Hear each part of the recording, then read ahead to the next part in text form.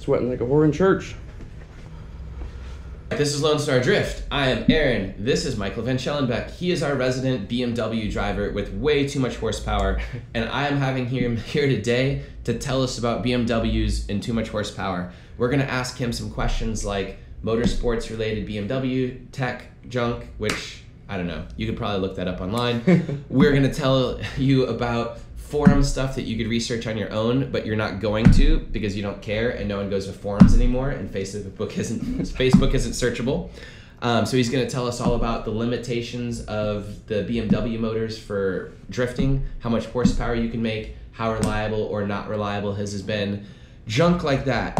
And then in the very end, we're going to talk about, is it all worth it? Should you drive a stock seat power, like seat time car, stock power seat time car that you can get 1 million laps out of, and what's more enjoyable, going fast or going at all? Which is it? I think going at all. You're gonna find out next. All right, let's go. So this is Michael. Michael, tell us why you know so much about BMWs. Well, my family was in the auto parts business for 32 years, and I grew up around BMWs. My grandpa bought the first BMW model that was ever imported into the United States, which was called a BMW 2002. Mm-hmm. And my family's just been around them and loved them forever. So I kind of grew up in the garage with my dad working on them, and he's just been a BMW fanatic forever. So I get it from him, basically. Okay. And I started with an E36 a long time ago as my first car, and I've loved them ever since. So now I drift one, I guess. How many BMWs has your family owned? Probably 40 or something. How many turbo BMWs do you guys have? Let's see. 4? Okay. No. Yeah. No, 5. 5. Okay. Yeah, and they're all older stuff, nothing like a 335 or anything that comes turbocharged. It's all aftermarket turbocharging. And how many like M cars have you had? I personally have had only 3. And then my dad's had family's had a lot. A bunch, yeah. And do you have I remember the 2002 that you guys have, doesn't it have an engine swap in it? Yeah, it has an E30 M3 engine. So the first M3, the 4-cylinder, it's got ITBs, high compression. The S14 motor. The S14, yeah, that's what it's called. Which is not a 240SX engine. Yeah, so it's like double power of what that came with. It was like a 100 horsepower engine, you know, anemic little carbureted thing back in the day, but now it's fuel injected with ITBs and actually can spin the tires and stuff. Okay, but the point is you know about BMW stuff. You've been around it forever. You didn't just learn by like reading about forums for a year. Right. You have a ton of hands-on experience. You've been fielding a 600 horsepower, like 600 wheel BMW in Lone Star Drift, and then just all over the place for years now. So I respect your opinion on BMW matters, and when I have questions, I ask Michael because he knows more about it than I do, and I'm not going to go learn. So one sec, I'm gonna pick this. Right. So let's start off. This video is BMW engines and drifting. I should have said that at the beginning. Okay. Yeah. So, very first thing, tell us about just the overview of BMW engines and motorsports and like the lineage of them. Just give us like a 1-minute synopsis. Okay, so like that 2002 I was talking about, it's a 4-cylinder engine, 2-liter. That block actually became the F1 turbo block that they used in the late 70s and 80s. BMW. The S14 motor? No, the M10 motor, the one even before that. They actually share the same block almost. But yeah, that block was their super high boost. 4-cylinder or 6-cylinder? 4-cylinder. Oh, okay. Talking about the very first one, the M10. That was the block they used in their turbocharging era back in the day. Mm-hmm. And eventually they developed a 6-cylinder variant of that, and they used it in the BMW M1, which was a really successful race car in the late 70s and 80s. And then they came out with a single overhead cam inline 6 engine that was in E30s, and those were kind of anemic, called an M20.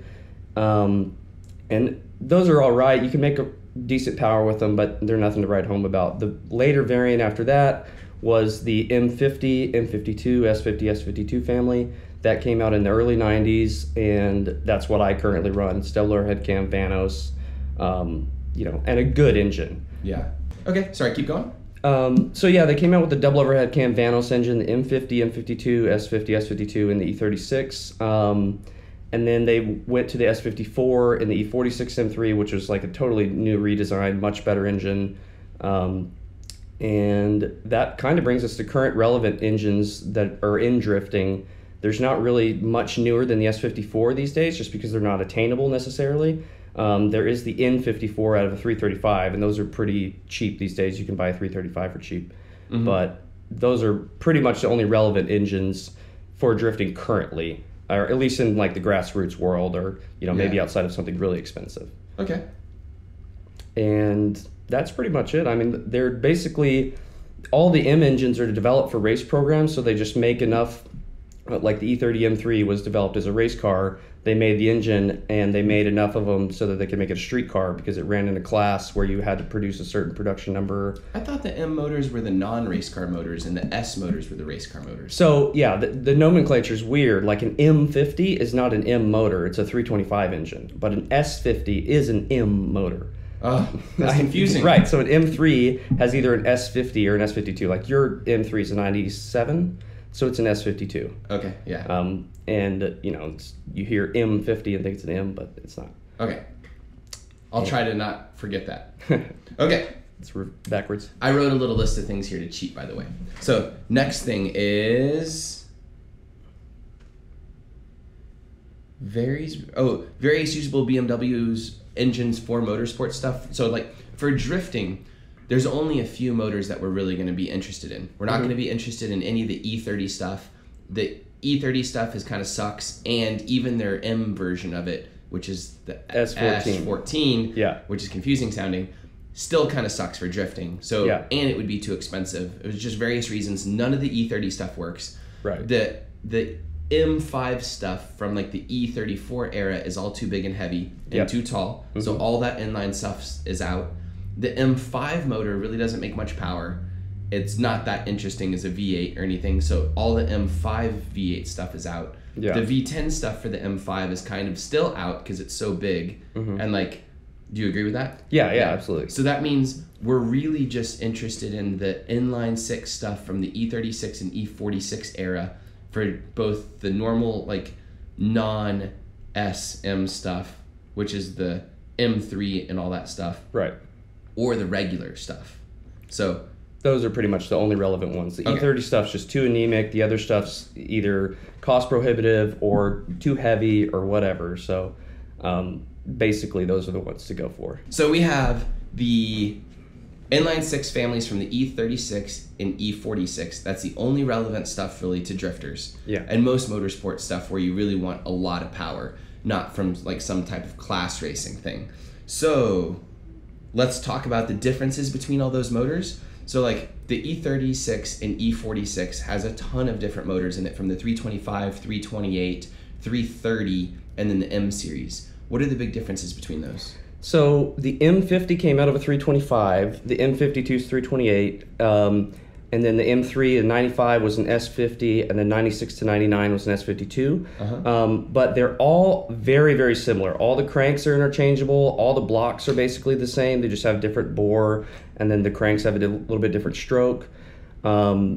All the head castings are the same, so you can get an M50 if like you crack your head on your M3, you can go get an M50 head. They flow the exact same. You swap over your cams and everything. Okay. So everything's really interchangeable. Mine's actually like a combo of interchanged parts because I cracked my block dropping a valve a long time ago. And so I have an M52 block, but with an S50 crankshaft in it. So that's the 2.8 block out of a 328, and then 3-liter S50 crankshaft, and then custom pistons and rods to make it work. Was there much of a reason to do it that way? Or it was just like, did you do that to save money? Did you do it because it was the best performance thing? You just did it just because like you were just building the motor you had? Multiple reasons. So I basically was building the motor I had because I cracked the block. But when you're really boosting these engines heavily, they have pretty thin cylinder walls. When you get into like the bigger bore engines like an S52, the cylinder walls are just really paper thin, so it's hard to seal the head gaskets. So if you keep on a little bit smaller bore but a longer stroke, you get the displacement still, but you're going to seal the head gasket at a really high boost better. So I have a small bore engine intentionally, and then I have the S50 crankshaft for a little bit more stroke than the 2.8 would be.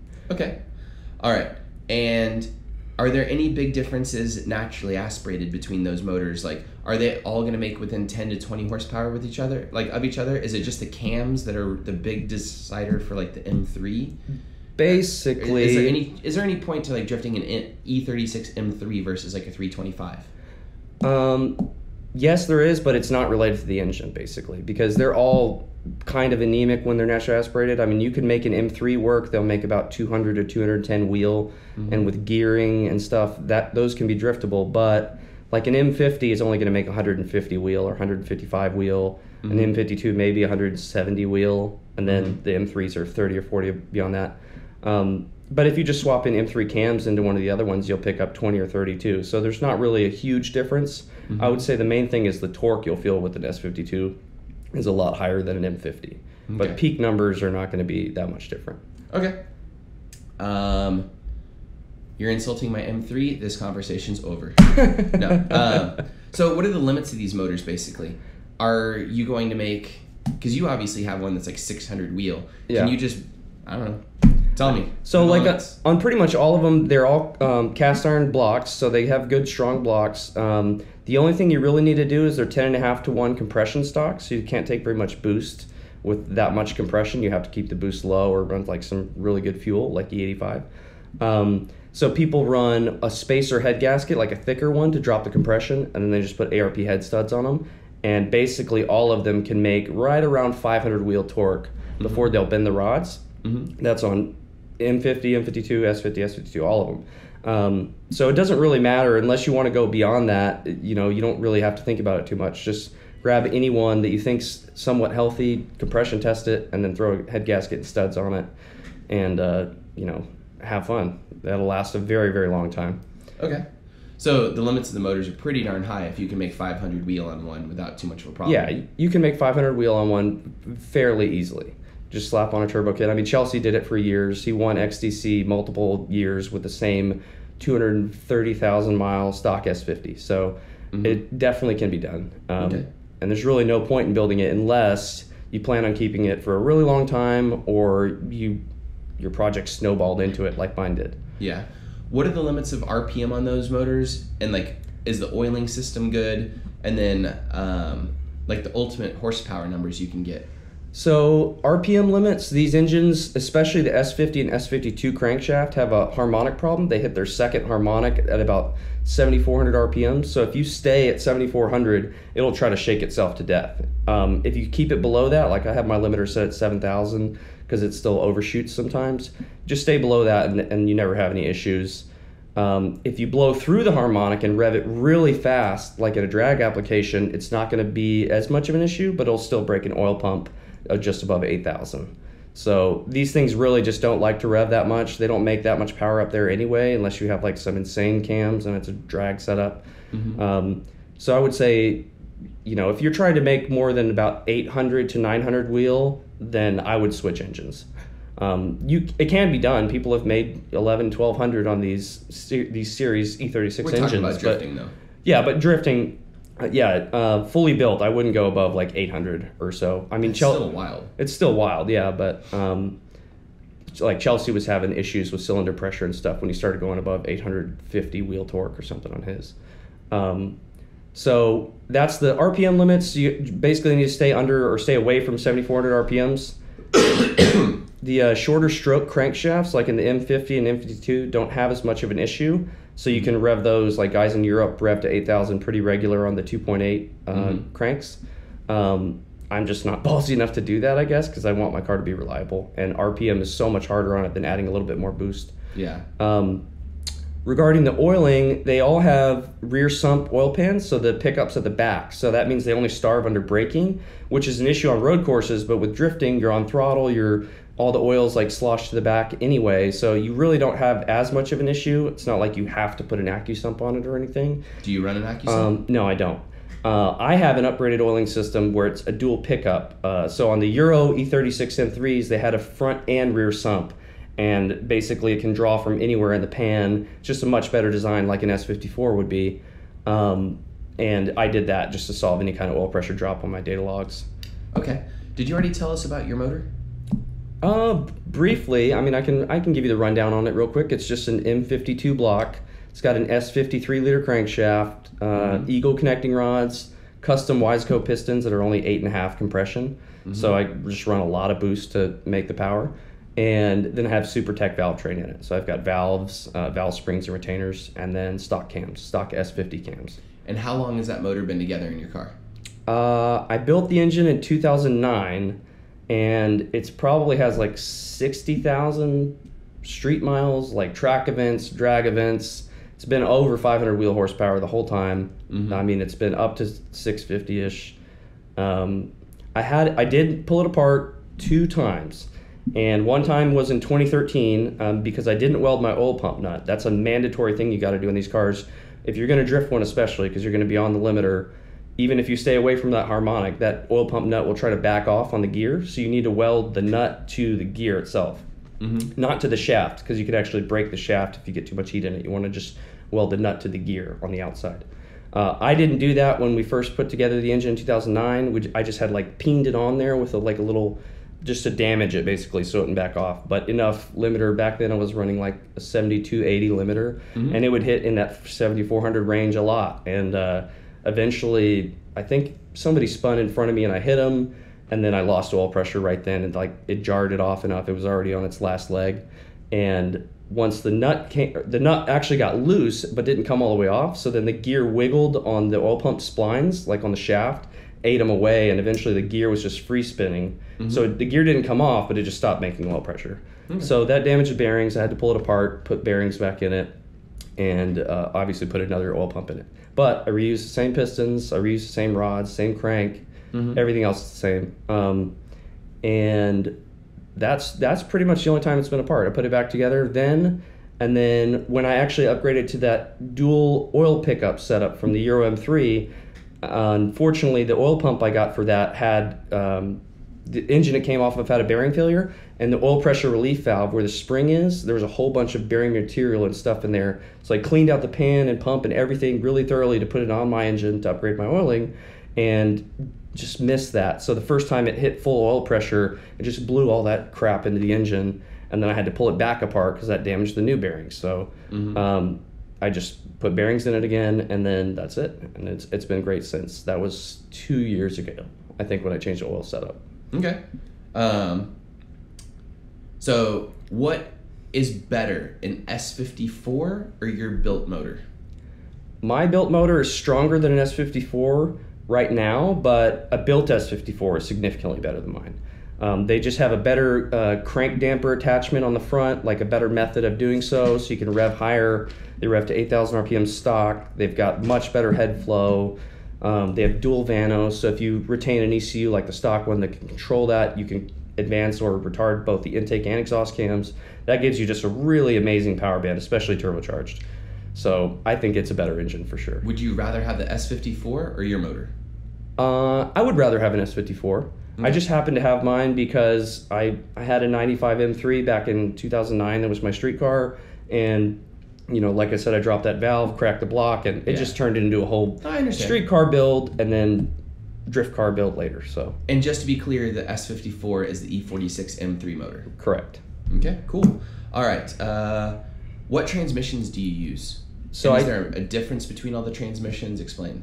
So on the 325s in E36s, they had a Getrag transmission, which is like basically made of glass. They're garbage. They break at 300 horsepower and torque. You don't want to use one of those. The ones in the 328s and the M3s were a ZF. There's either a ZF 310 or a ZF 320. They're basically the exact same thing, and that's what I run. You can find them in junkyards for $300 to $500, and they can hold 600 wheel torque or so. I have broken third gear when I turned the boost up to 30, but that was one failure in years and years of drifting. Okay. They don't really like road course use much. When you get them too hot, they start getting really weak, but with drifting, they actually hold up pretty well.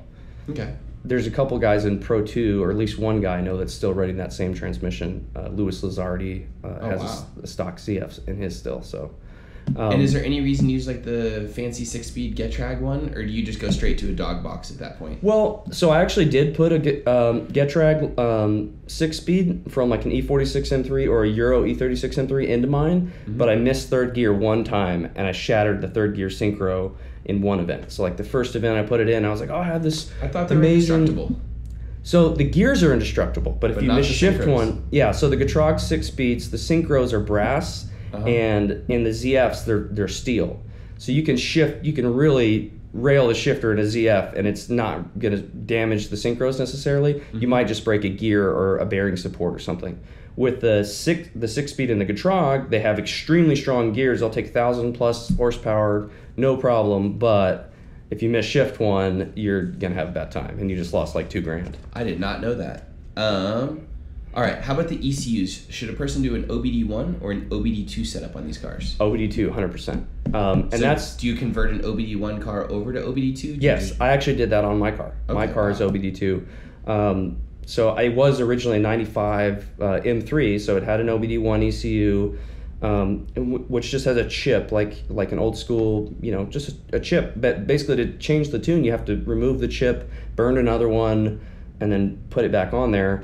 And that requires removing the ECU, opening it up, doing all that, making sure you're grounded and you're not like going to shock it and ruin something. You just have to be really careful, and the ECU is not as fast. It doesn't have as many control strategies and all sorts of other stuff. So basically the OBD2 ECU is much more powerful, and it's easier for the tuner because they can see exactly what's going on with like codes and everything else just by plugging into the OBD2 port. So now if I need to change my tune at all, I literally just plug it in and like flash a tune like a modern car. So it's so much more convenient than a chip setup. All right. I'm referring to my cheat sheet. Knowing all of this, why didn't you do an E46 M3 since they're so indestructible and better? With a better diff, they have a better transmission, except I guess the synchros are worse. Why don't you just start with that? The same thing, you just already had the car? Yeah, I just already had the car, and it was a street car, and then my drift build became a drift build because I got T-boned by a drunk driver. So that's what eventually made me buy another chassis and just swap everything over. But hindsight's 2020. If I were to build one again today and I knew what I was going to do with it ultimately, then I would just start with an E46 M3 for sure, turbo that, because they have a 210 millimeter diff stock that's pretty much indestructible, and the E36 one's only 188. So when you start getting above 500-600 horsepower, that's going to become iffy. I swapped in a 210 to mine, but then you have to buy a conversion kit and do all that other work. And it's much easier to just have the car that has everything you want, the S54, strong transmission, and the diff right away. Okay. So they should buy They should E46 M3. totally buy an E46. Okay, that makes sense. Yep. There's a lot of new drivers, like say Colin Bernard in our series. He had a 325 or 328? It's a 325, yeah. So he had a 325. So he started off with a car. He had to cage it.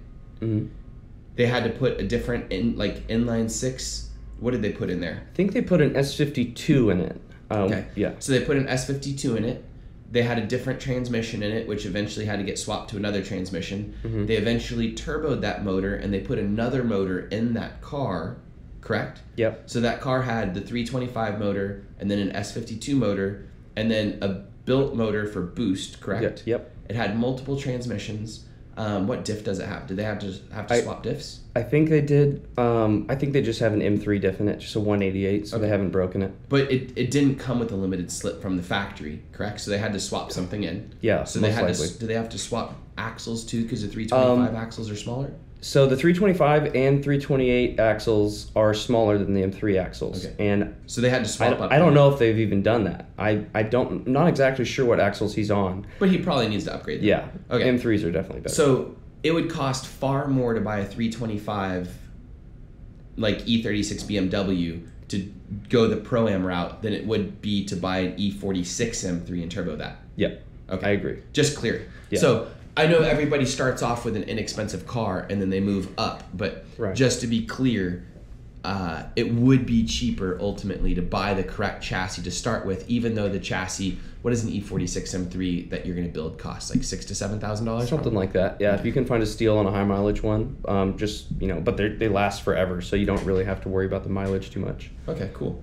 Okay, I'm just trying to I try to come up with a good thought process for this stuff so people don't just buy like the cheapest $100 shell Yeah. and then start building that, because that is almost always going to be more expensive than buying a complete car. Do you agree? Yes, absolutely. And I think it's just that whole snowball effect of like you don't really realize how much money you're going to spend on the hobby at the inception of it. When you first start, you're like, I'm not going to build a crazy whatever drift car, and then you do. Yeah. So if you had the budget set, or you already were planning on spending X amount of dollars, it's much smarter to just get the E46. How much would it cost to replicate your E36, making no mistakes in the build process, just buying all the parts, and I guess no labor really, just all the parts to build your car up from scratch once without no mistakes, which is impossible because we know that you are always going to make mistakes building. Yeah, you can't. I've gone through 5 iterations of everything, you know. So how much would it cost just to build your car? Just to build it once, with no labor. Could probably do it for like 25,000, just some parts. Yeah, something like that. And that's with no tuning, no anything like that. Yeah, no mess up. No mess up. Yeah. Okay. Yeah, just I have a bunch of parts on it over the years that I've accrued, so I think it would be right around there. It definitely costs more to build for me, but that's just because I kept changing it and refining it. And that was with free labor still. Yeah, with free labor. I do all my own labor, so. Yeah. I saw a thread the other day on the internet, Facebook or something, and it was a thing about like, how much did you really spend on your 240SX? Yeah. And people are like saying like, oh, 1,000 or 3,000 or whatever. Like, I don't think people realize how much it costs to like race a car or go drifting. Mm-hmm. None of us are honest with ourselves. Yeah, absolutely. And like, I was thinking, I know people that have hundreds of thousands of dollars in them. Yeah.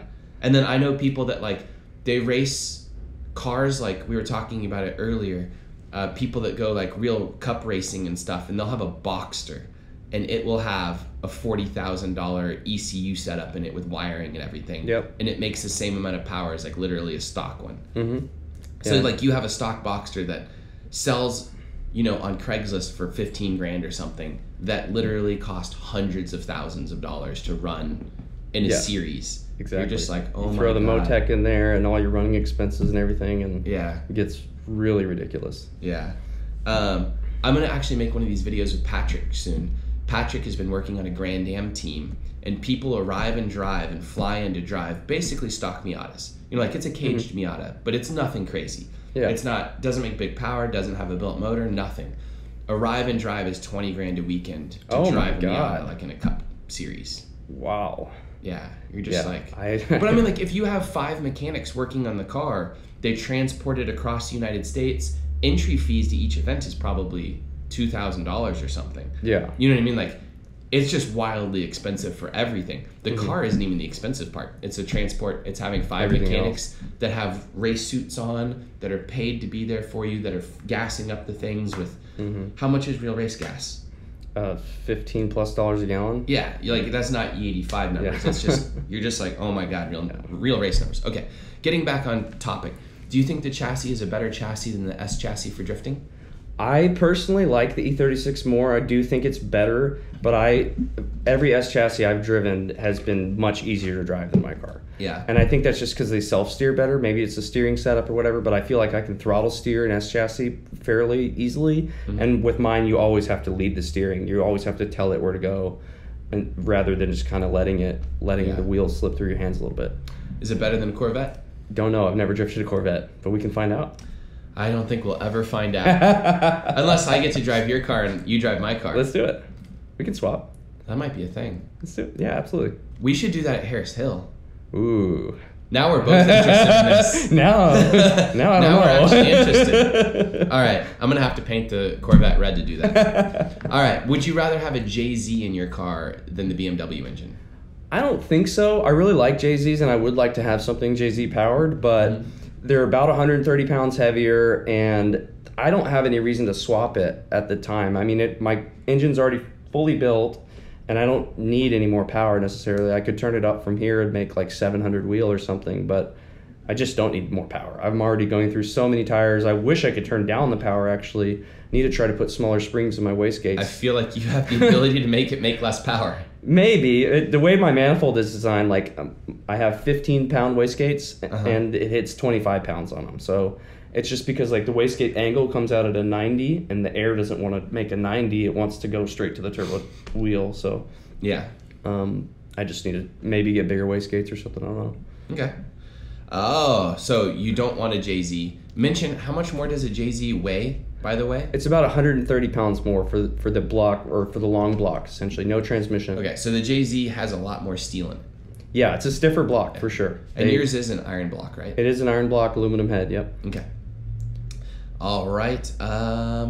Let's talk about the N54s for a second. All right, so this isn't confusing. There's the M, like mom, series, which is what his motor is. There's the S, which is the M, like mom series, which is in the M cars.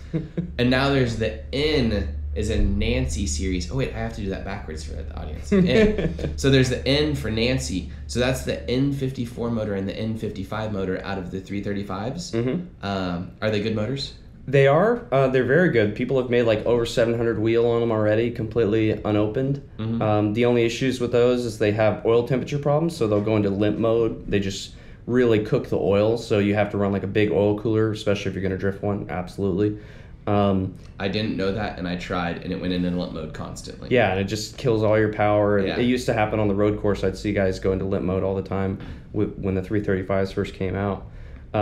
But yeah, they're really good engines, and then the only issue with like turboing them or making a lot of power is the direct injection. The high pressure fuel pumps can't keep up with that, and there's really not like a good aftermarket for big direct injectors yet. So you just convert it back to like a regular fuel system, not a direct injection system, and then you're good. Do they just stack the two, or you just delete the direct injection totally? They usually run it supplemental, so they'll stack them. Okay. Yeah. So I see people swapping the N54 motors into stuff. Why do they do that instead of just keeping the E90 car it came in, since the E90s are getting cheap enough where the swap would be more expensive? So I've seen that done a couple times on E36s where people have put an M54 like full swap and even did the dash and everything. But I think it's more of a novelty and just like to say you could do it, or maybe you came across a motor set from a wrecked E90 and you just wanted to do something, wanted to like complicate your life more. Like you didn't need to do that. And it's definitely smarter to just try to find a 335 because everything came in it. It's already designed like that. And, you know, like you preach all the time, keep it stock and not try to make something crazy. Because the hardest part of a car sometimes is wiring the thing and making the details work. Yeah. Because if you miss one detail in a modern car, it's not going to work. It's not going to start. It's never going to run right. Mm-hmm. And if BMW made all of those connections and did everything, it's a whole lot easier than you figuring it out. Yeah. Especially on not a new car. Yeah. So there's basically no point in doing it. I mean, just so there's no E90. point. Yeah, there's no point. Have you drifted the 335s? No, I haven't actually. I have. Yeah? They're kind of boring. Was it a welded diff, or did it still have the electronic dealie? I have drifted both. I've drifted 2 different 335s with welded diffs, mine and somebody else's. Uh-huh. Both had tunes on them, wastegates, downpipes. It's like 400 wheel. Yeah, they had intercoolers, all that stuff. Mine would go into limp mode really fast, and you wouldn't know why or when. I guess it was oil temperatures or different things. Oil over temp, yeah. I had coilovers on it. I had control arms. The first thing that I would not have imagined was how cheap it is to mod a 335i. It is literally like S-chassis prices to buy stuff. Yeah, an intercooler for like $100. Control arms for like $70 or something like that. Yeah. Downpipes for like $100. The tune was like $50 on an Android store. Yeah, what's crazy, yeah. I think it was like MKD or something like that. I downloaded the tune. You can unlock other little tunes in there. It was crazy cheap. I mean, like, because you don't have to buy a standalone, because the ECU is crackable, because of all these things. And the car made crazy power. Why I didn't like mine, and this is really dumb, was I didn't like the color combo. So, like, I just didn't like the car. Yeah. If I had a new, like, not a newer, if I had a nicer one that I liked a little bit more, I think it would be cool. Also, the power steering you could feel was kind of numb, and it worked. But, like, it needed an aftermarket wheel on it. It needed a bunch of little things. Like, I think the stock steering wheel and some things like that I just didn't enjoy. Yeah. Which is very funny because I'm driving a Corvette right now, and it was the exact same things. I didn't like the steering wheel and I didn't like the seat, and they ruined the experience of the car. And we just changed those out and put a handbrake in it and knuckles, and, like, the car is completely different. Yeah. Which is I mean, like, that's obvious, but, like, just the tactile feel of, like, a steering wheel and the seat is something that really changes a car.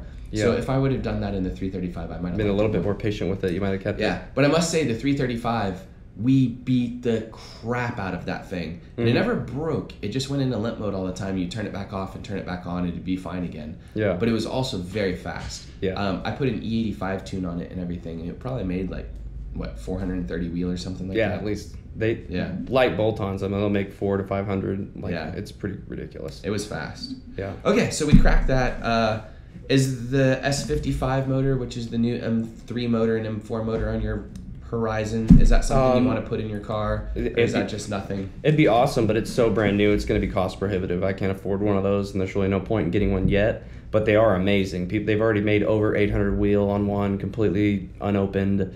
The only issue is they like have a crank hub attachment thing above like 550 wheel torque. The engine loses time because the crank hub slips.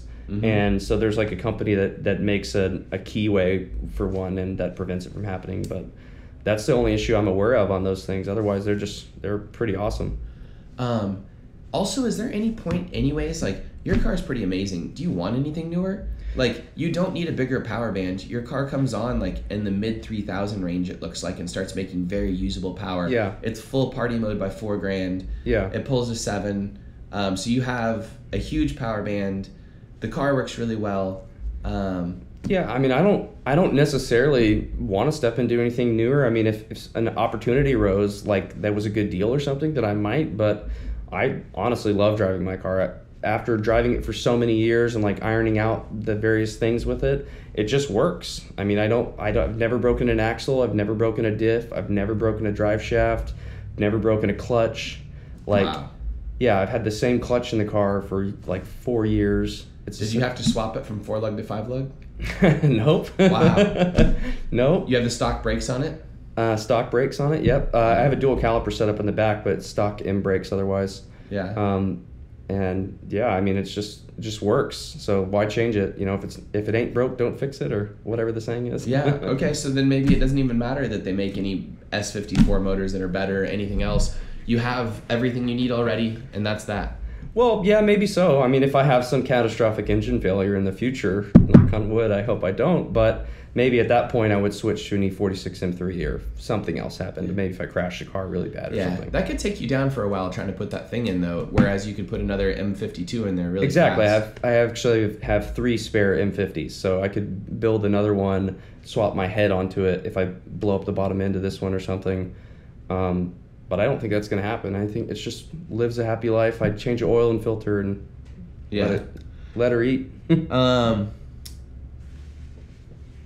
are inline 6s so reliable?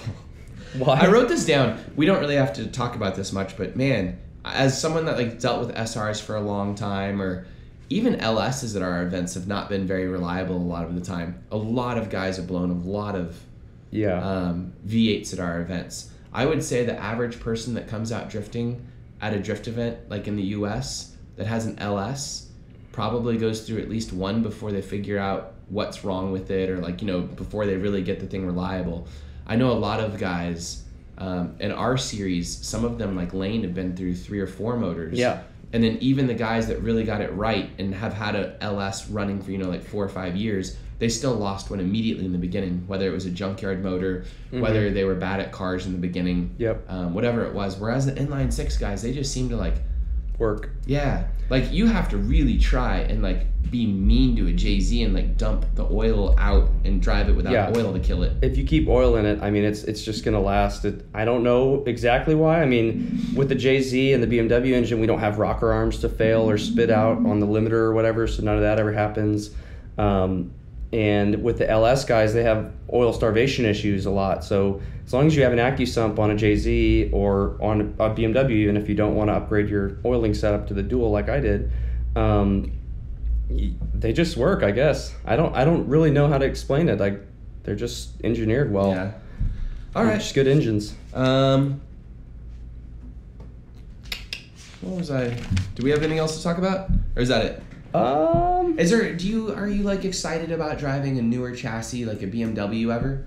Does it like light your little heart on fire to get like, you know, a 2015 salvage title, 335, or even the 4-cylinder ones are cool now. Yeah. That would be a pretty big step back, but like you could make a pretty rowdy 335i. Yeah, I think it'd be fun. Really, I love the new M3 and M4, but those are just so expensive. Like, I need to wait like 8 years for those. Even in a couple years, they're probably going to get much cheaper. You could probably find one with a dent or two. Yeah. Those, I mean, I would love to drive one of those, or just any new BMW. They just get better every year. I mean, unfortunately, they also get heavier, so that's going to hurt tire wear, but you can, take some weight out of them. I don't want to take out too much out of a nice new car, though. Yeah. I like to keep it nearly stock if possible. You don't have any, you don't want to drive an M5? That's just way too heavy? Yeah, it's just too heavy. I already go through enough tires. We weighed my car yesterday at 2,670 pounds, which is like 100 pounds lighter than I thought it was. Yeah. And it still goes through so many tires just from the horsepower. So having more weight is just going to add to that even more. Yeah. And then you're going to need more horsepower to push around that extra weight. And do you want a different type of car? Like something that's not a BMW? That's a good question. I guess I'm just really content with my BMW. I haven't really thought about trying to pick up anything else. And I've always had E36s. I've been known as like Mike E36 on Bimmer forums forever because I've had so many of them. So you don't want to change your screen name? I don't want to change my screen name. That's the main thing. That makes sense. Yeah. I was just going to say, I would say S chassis guys, maybe we get abused a lot by the S chassis, but it's really common for S chassis guys to go through and get new S chassis, change from 13 to 14. Oh, now I've had a hatch for 5 years. I want a coupe. I want a two-tone coupe. Yeah. Oh, I want, they're constantly changing. Mm-hmm. They're going to Cressidas. They're going to JZXs. They're going, their heart is always on something else. Yeah. The E36 guys just set the bar so low for themselves and never want to go any higher. No, they're just always, just always E36. Maybe they want to go E46, but I don't see them wanting anything else. Yeah, I don't know. A buddy of mine just went from E36 to E46 M3, so maybe that is some kind of progression, but I feel like it? Yeah, he does. Yeah. But he also had an E46 M3 S54 in his E36, so it's kind of similar. And the chassis are pretty similar, but maybe I'm just content with it, and I don't necessarily, I already get to do cool stuff with the car, and it still can scare me sometimes. Yeah. If I turn the power up, I can still make it ridiculous and have that feeling of, wow, this thing's really crazy still. So the speed doesn't scare me. It's whenever I hear a noise from the drivetrain. Yeah, you're like, what was that? Yeah. Or I was gonna say myself, I want a Corvette now, so I went and got a Corvette. Yeah. I got a 370Z and a Mustang, and I'm always sampling chassis. Yeah. And changing. You don't want to sample stuff at all. You're like, I'm fine, I'm good. I mean, if you want to let me sample your chassis, I'll drive your cars. But I don't feel the need to go try a whole bunch of different cars and see if there's one that's better out there for me. Yeah. Just because I just like it. So makes sense. I don't know. It's fun just driving that thing. Yeah. I'm trying to think of what I would even want to drive that's more modern. For sure, an E46 M3 would be sweet. Yeah. Your Mustang has insane grip. That's cool. There's a lot of guys too, say Chelsea. Chelsea drives at Park, which is a super small track. Mm-hmm. So he drives the little E36 Ti thing with an S52 motor in it. Yep. You don't want some underpowered car like that to throw around? That doesn't interest you? No, that actually does interest me. So I was talking to somebody else yesterday about everyone's getting seat time cars now or whatever, where they're getting cheap little cars 350Zs or whatever, just so you get more laps and it's less expensive. Like all my cars. Like you. Yeah. And I think it would be cool to have something that has 200 wheel or 250 wheel and kind of struggles to get around the track. That way you really have to commit and throw it, and you're still just not going through any tire. I think that's really fun.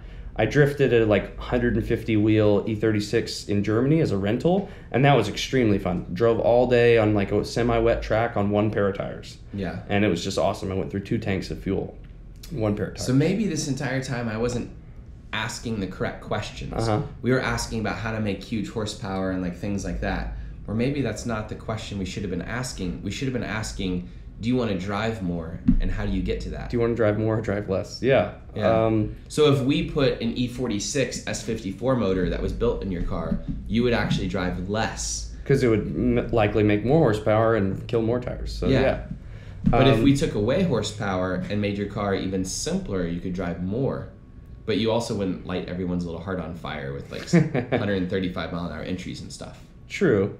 So yeah, I think that's definitely something I've learned over building this car since like 2011 with the chassis and 2009 with the engine, is you can go for all that crazy power and everything, but reality sets in pretty quick of how much money's disappearing out of your wallet for tires and just all the running costs too. Like if your car runs on race fuel instead of pump gas, like $15 a gallon to do that. Yeah. Personally, I don't think anybody should run race gas. If they want more octane, go E85 because it's $1.70. But it's just a slippery slope of like, oh, I want to be the fastest one there. I want to be the fastest one there. Let me upgrade more. And really, that's not the answer. In the end, you're going to be the best one there if you just drove more instead of constantly trying to make the car better than everybody else's. Yeah. So, backpedaling with my build a little bit, I wish, I had like a 350 wheel or 300 wheel or something to play around with. I think though, if you did have that, you'd still want the 600 horsepower. Yeah, I wouldn't sell the crazy one. I'd just drive it less. And I think your car at 400 wheels still would go through exactly as many tires as well. Probably. I drove it at like 380 wheel years ago, and it could still get third gear. My gearing's a little bit long, but it could still get third on a 265. So yeah, it wasn't quite as exciting, but it still would be great in tandem. Yeah. Let's build. Wait, I already have them. I was gonna say seat time cars. Yeah. It would be really cool to have like 4 people build like the same car. Well, I was gonna say like almost even Miatas won't work.